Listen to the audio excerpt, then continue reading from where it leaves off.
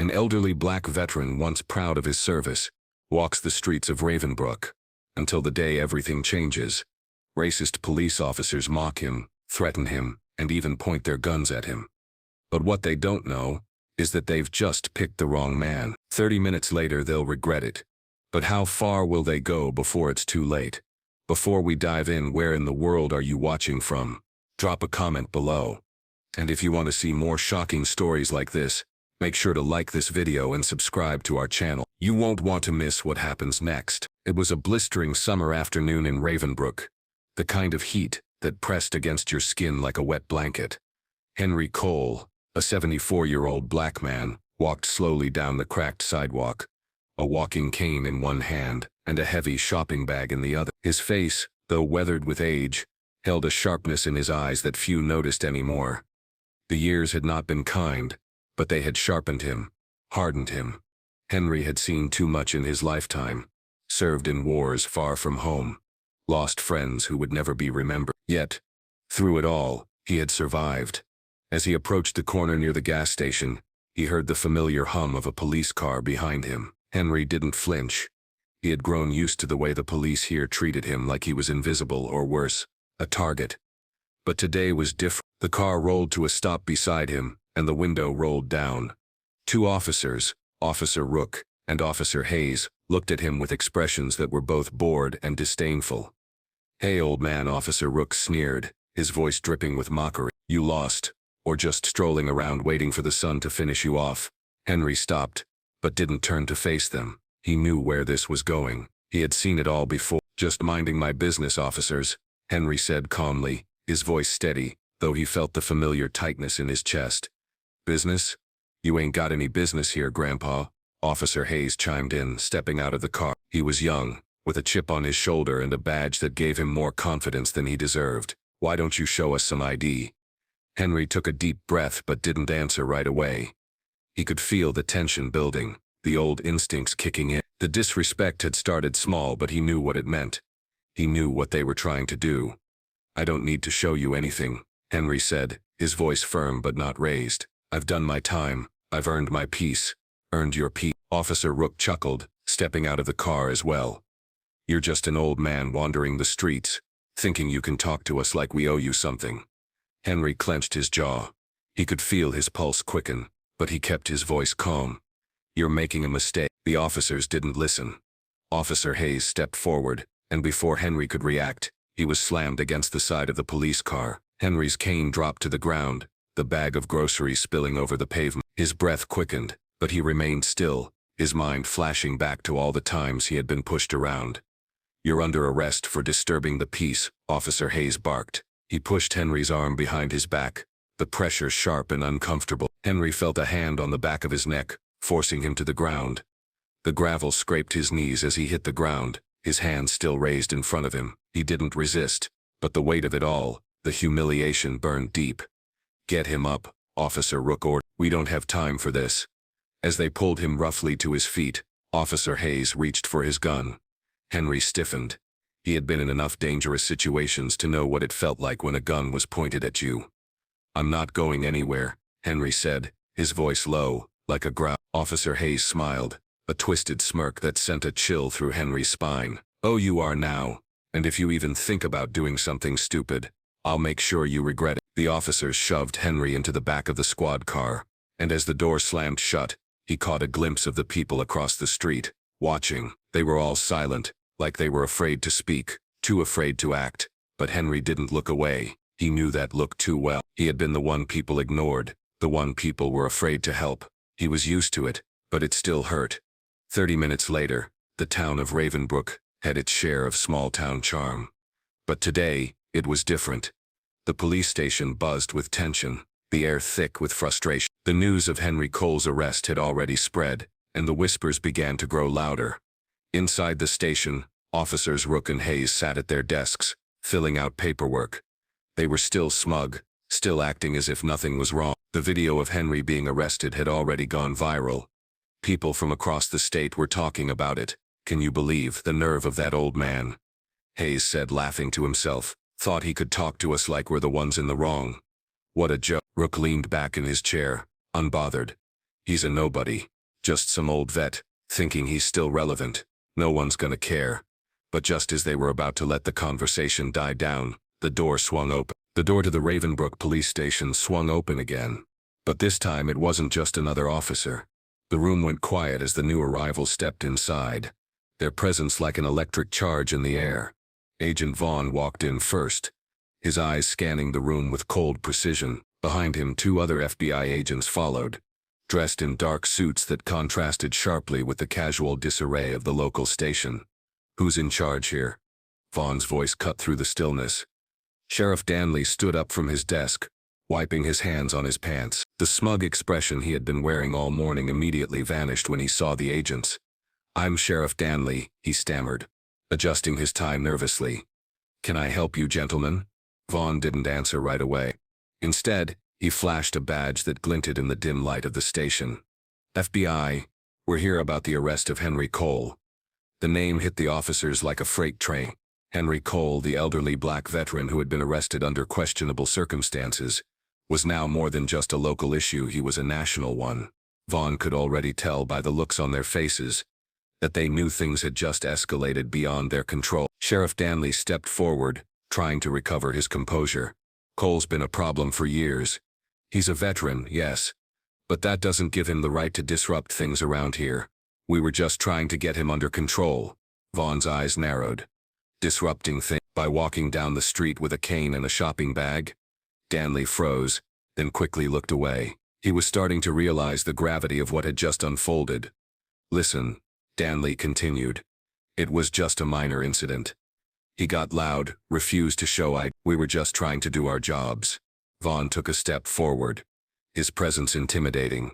"You're telling me a 74-year-old war hero who served this country with honor was disrupting by walking down the street?" He paused, letting the question hang in the air like a loaded gun. Behind Vaughn, Agent Martinez was already scanning through the files on the desk, picking up the arrest report. Her face was unreadable, but she already knew this wasn't going to end well for the local department.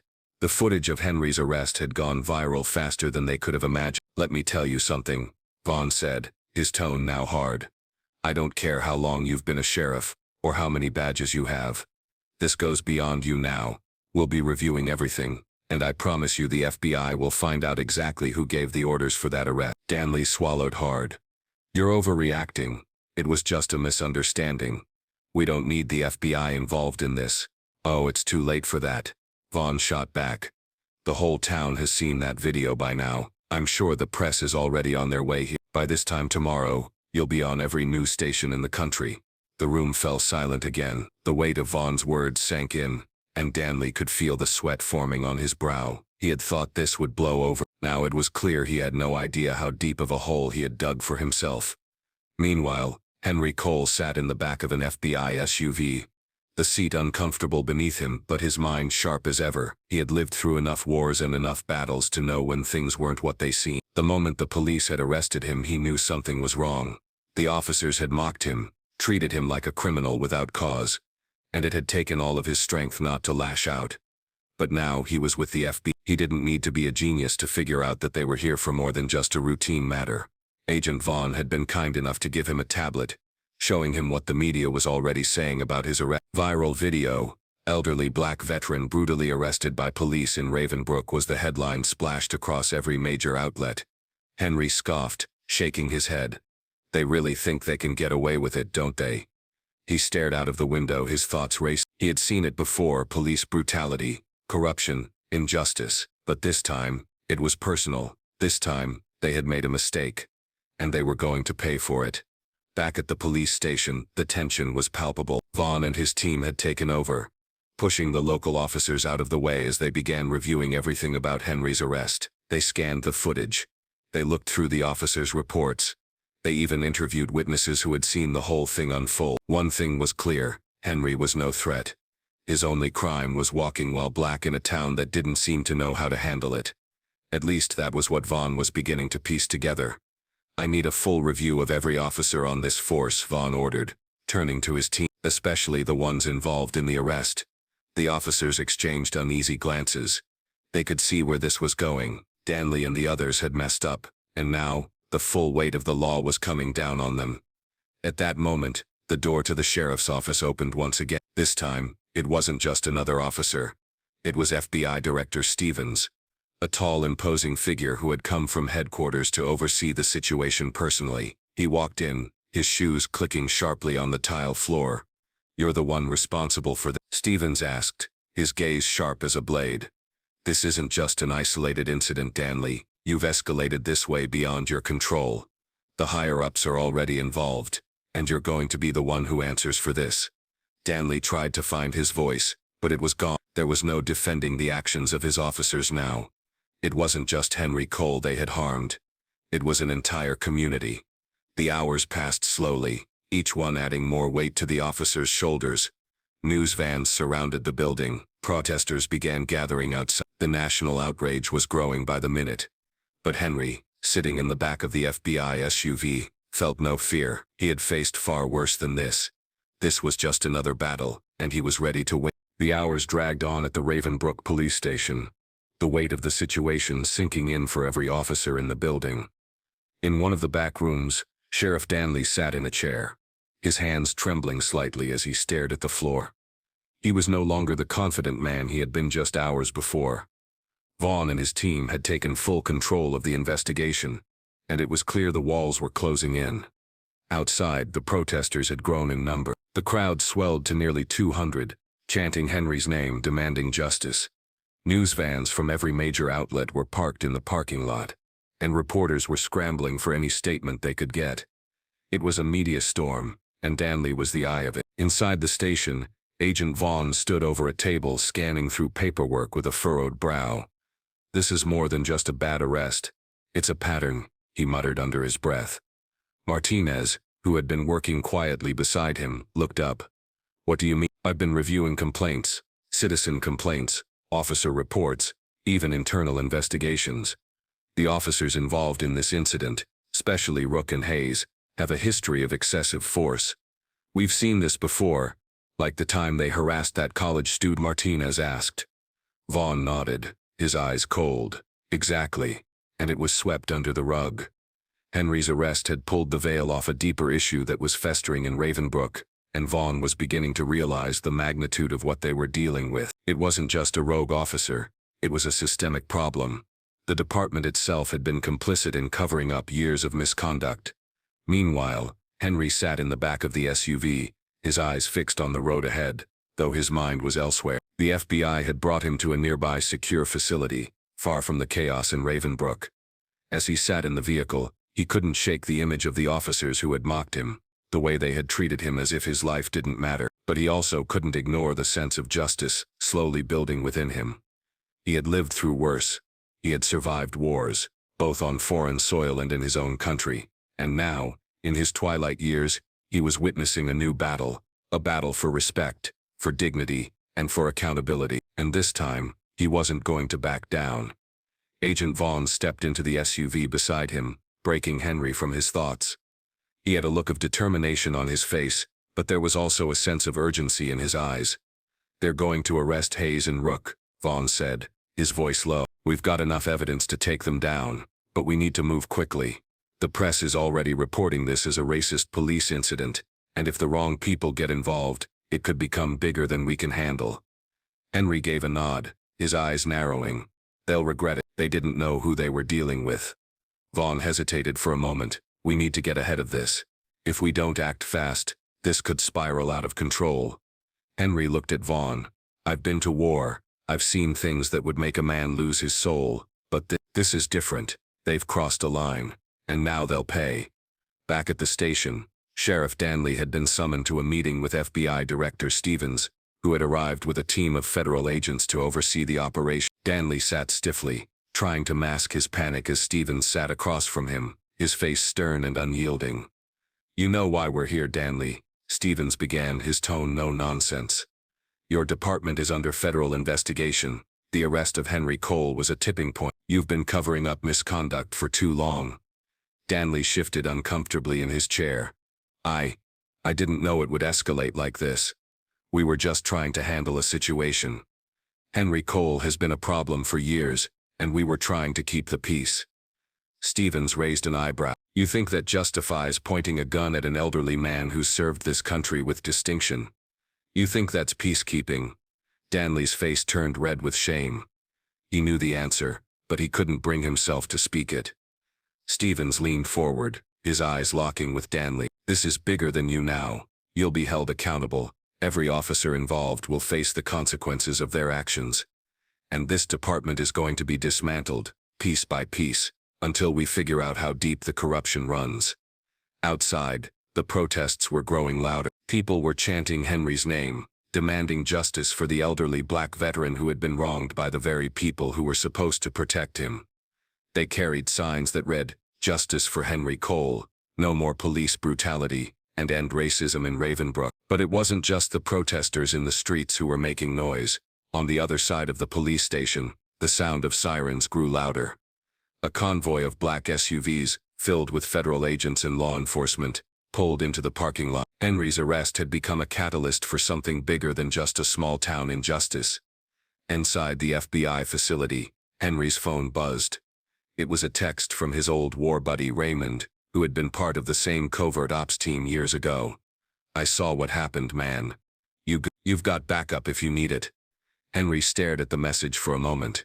Raymond had always had his back, even after they had both left active duty. But it wasn't Raymond he needed now, it was justice. He typed back a quick reply, "I'm fine. But this isn't over, not by a long shot." Back at the station, the storm was brewing. The FBI had started rounding up the officers involved in Henry's arrest. Officer Rook was hauled into the interrogation room first.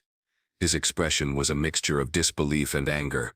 He couldn't believe this was happening. But when the FBI showed him the footage of his own actions, video from multiple angles showing him mocking and then pointing a gun at Henry, his arrogance faltered. His eyes darted around the room, but there was nowhere to hide. "We've got everything," Agent Vaughn said, sliding a file across the table. "Now you can either cooperate and get a plea deal, or you can face federal charges for police brutality, assault and abuse of power. Your call." The interrogation room was tense. Officer Rook sat at the table, his arms crossed and his jaw clenched. He hadn't said a word since he had been brought in, but the quiet hum of the fluorescent lights and the cold, calculated presence of Agent Vaughn was wearing him down. His mind raced, trying to figure out a way to get out of this mess. He had been caught. That much was clear. The video footage, the eyewitness accounts, the body cam recordings, it was all there, clear as day. There was no denying what he had done. Vaughn sat across from him, silent for a moment, as if letting the weight of the situation sink in. Finally he spoke, his voice calm but firm. "You're in a lot of trouble, Rook. Your actions, your partner's actions, have been caught on tape. The world has seen how you treated Henry Cole. The world has seen you mock a war hero." Rook's eyes darted to the door, but there was no escape. "I didn't mean to hurt him, okay?" Rook muttered, almost as if trying to convince himself. "It was just supposed to be a routine stop." "A routine stop." Vaughn leaned forward, his voice hardening. "You pointed a gun at an elderly man and shoved him to the ground. You humiliated him, Rook. You don't get to walk away from that with a routine stop." Rook sat back in his chair, his breath shaking. "I wasn't thinking clearly. I was frustrated." He wasn't cooperating. "That's not an excuse," Vaughn snapped. "You crossed the line, and now you're going to answer for it." The door opened, and Agent Martinez walked in holding a folder thick with paperwork. She placed it on the table in front of Rook, who hesitated before reaching for it. "Everything's in there, including your partner's arrest. Hayes is already spilling everything. He's going to make a deal." Rook's face paled. "Hayes? He's talking." Martinez nodded. "He's cooperating. Which means you have a choice, cooperate and hope for some leniency, or face the full weight of federal charges." Rook slammed his fist on the table, a look of frustration washing over his face. "You think I'm just going to turn on my part? We've been through hell together. You don't understand, he's like family to me." Vaughn shook his head slowly. "It's not about family anymore, Rook. It's about accountability. You made a choice, and now you're going to face the consequence." Rook fell silent, his eyes fixed on the folder. He didn't speak for several moments. The weight of Vaughn's words had settled on him.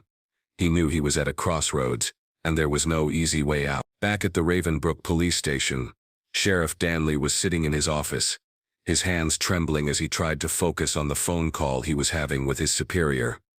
He had hoped to contain the situation, to smooth things over before it spiraled out of control, but it was too late. "The FBI's here. They've already arrested 2 of my officers," Danley said, his voice tight with fear. "This is a nightmare. What am I supposed to do now?" On the other end of the line, his superior spoke in low, deliberate tone. "Danley, you need to understand something. This isn't just about Henry Cole anymore. This is about a pattern of misconduct. The FBI has been watching your department for months." Danley's heart sank. He had suspected something was off with his department, but he never thought it would go this far.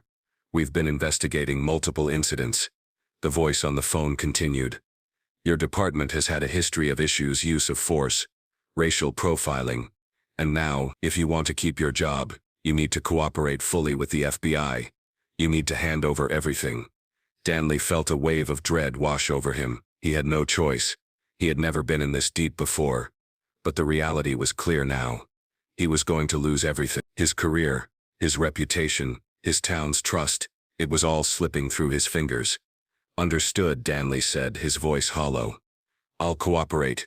He hung up the phone, feeling a deep emptiness take root inside him. The consequences of his officer's actions were far-reaching, and he wasn't sure if there was anything he could do to stop it now.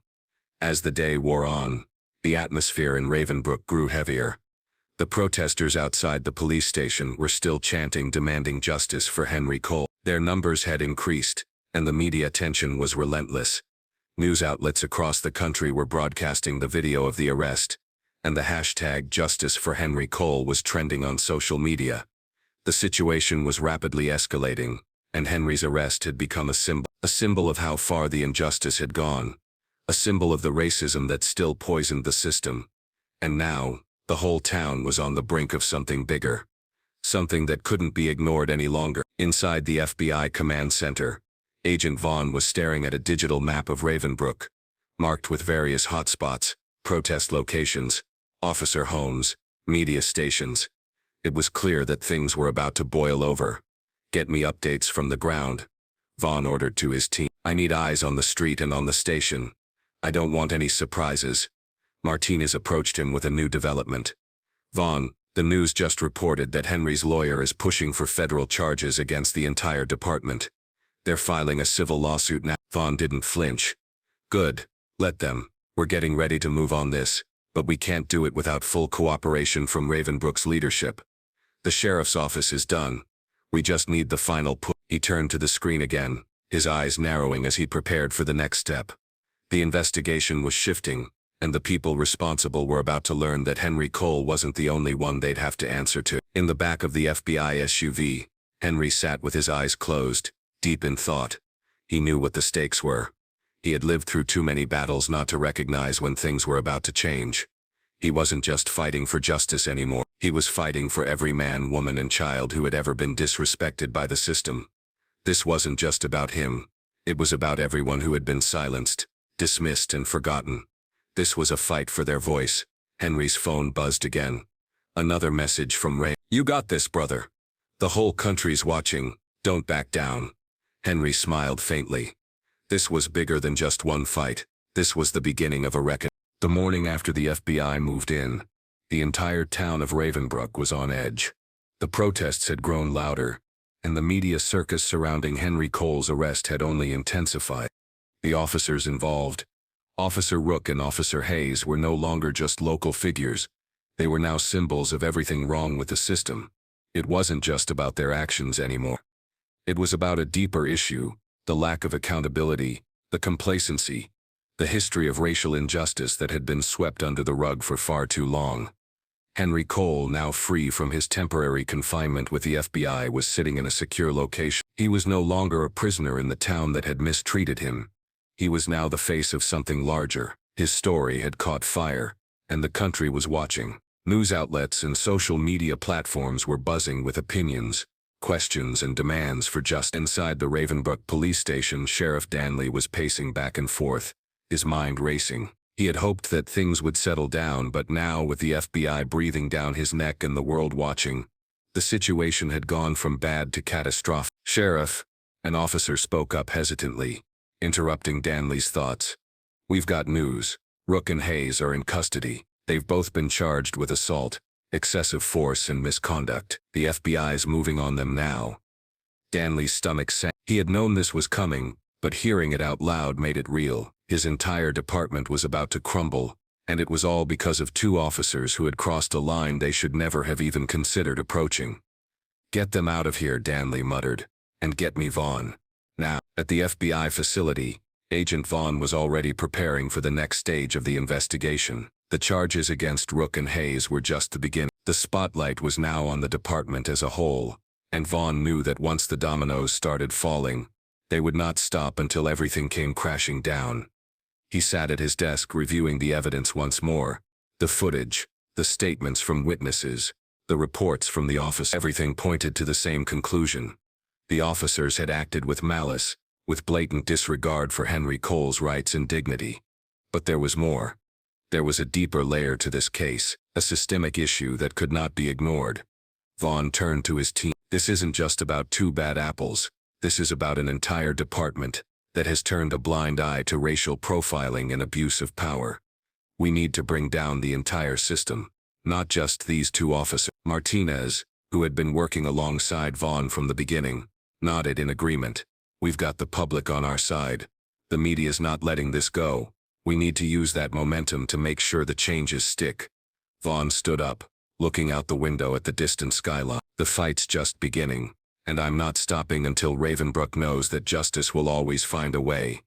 Meanwhile, the national attention surrounding Henry Cole had exploded. The viral video of his arrest, along with the FBI's involvement, had sparked a wave of support from civil rights groups, military veterans and activists across the country. People were speaking out, demanding reform, accountability, and an end to the type of policing that had led to Henry's humiliation.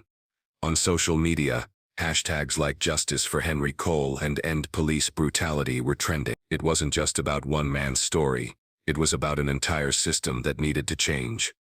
At the press conference later that afternoon, Agent Vaughn stood at the podium, flanked by Henry Cole and his lawyer. The room was filled with reporters, cameras flashing, microphones poised, ready to catch every word. "We are here today to announce that the FBI has taken full control of the investigation into the actions of the Ravenbrook Police Department." Vaughn began. "We have charged officers Rook and Hayes with assault, excessive force, and misconduct. They will be held accountable for their actions, but this is just the beginning." The room went silent, hanging on Vaughn's every word. "There is a larger issue at play here," Vaughn continued. "A system of abuse that has been allowed to fester in this town for far too long. We will be conducting a full review of the Ravenbrook Police Department, and we will ensure that justice is not just a word.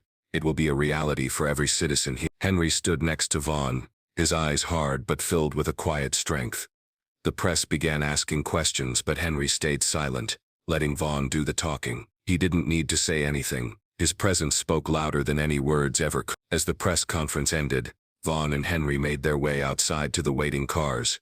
The sound of protesters chanting Henry's name filled the air, and for the first time in a long while Henry felt a sense of peace. He had been through so much in his life, fought in wars that no one would ever fully understand, but this fight for justice, felt different. He had done his part, he had lived his life, and now in his final years, he was witnessing a change that he had never thought would come in his lifetime. Henry's phone buzzed with a new message. It was from Raymond again, his old war buddy. "They can't take away your dignity, man. You've earned this victory. Proud of you always." Henry smiled and typed back, "It's not over yet, but it feels good to see some things changing." 30 minutes later, as Henry drove away from the press conference, his thoughts were interrupted by the sound of sirens in the distance. He didn't look back. He knew what was coming next. The officers who had wronged him were about to face the consequences of their actions. The town of Ravenbrook would never be the same, and neither would the country.